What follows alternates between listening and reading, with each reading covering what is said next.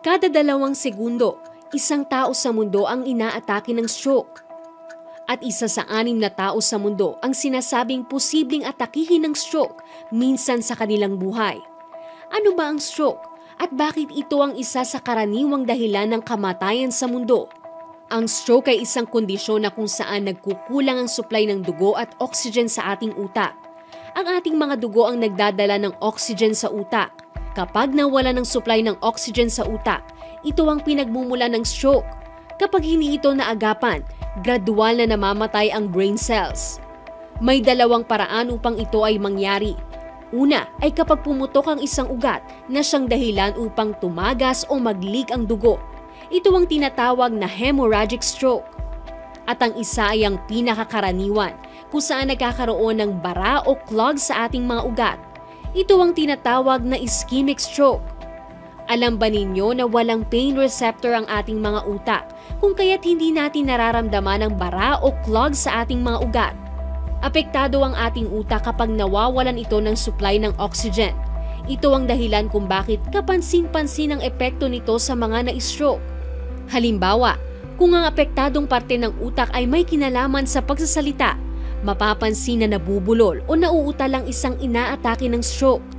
Kung apektado naman ang parte ng utak na responsable sa ating pagkilos, nagiging sanhi ito ng panghihina. Sa madalas na pagkakataon ay apektado lang ang isang bahagi ng ating katawan. Kapag hindi maagapan, mamamatay ang ilang bahagi ng utak na mauuwi sa brain damage. Ano ba ang mga dahilan kung bakit nai-stroke ang isang tao? Ang pinakauna ay ang high blood pressure o hypertension. Kung ang iyong BP ay karaniwang umaabot sa 130/80 o mas mataas pa, mas mabuting kumonsulta na sa doktor. Isa ring dahilan ang paninigarilyo. Pinapataas ng nikotina ang ating blood pressure. Pinapalapot rin ng paninigarilyo ang dugo na pwedeng pagmula ng bara sa ugat. Ang mga taong may diabetes ay may malaking posibilidad rin na ma-stroke, lalo na kung overweight. Sinisira ng diabetes ang ating mga ugat na siyang pwedeng pagmula ng stroke.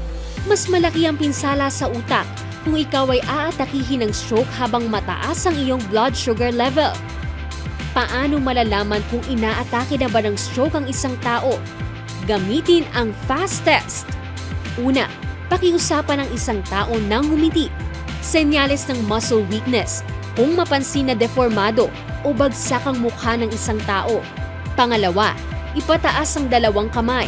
Kung unti-unting bumabagsak ang isang kamay, senyales din ito ng muscle weakness. Pangatlo, pakiusapan sila na gayahin ng isang simpleng salita. Kung ang boses nila ay bulol o utal, posibleng apektado ang language area ng kanilang utak. Ito ang tinatawag na FAST test o facial dropping. Arm weakness, speech, at time.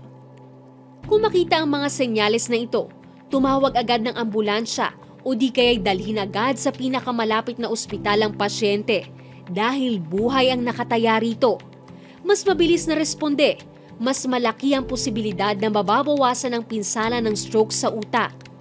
Tandaan na sa pagitan ng 30 seconds na walang oxygen ang ating utak, maaari kang mawala ng malay. Kung aabot ng 1 minuto, magsisimula ng mamatay ang brain cells. Pagsapit ng 3 minuto, mas madaming brain cells ang mapipinsala at mas malaki ang posibilidad ng brain damage. Kapag umabot sa 5 minuto at hindi pa nalalapatan ng lunas, maaari nang ikamatay ang kawalan ng oxygen sa utak. Now you know!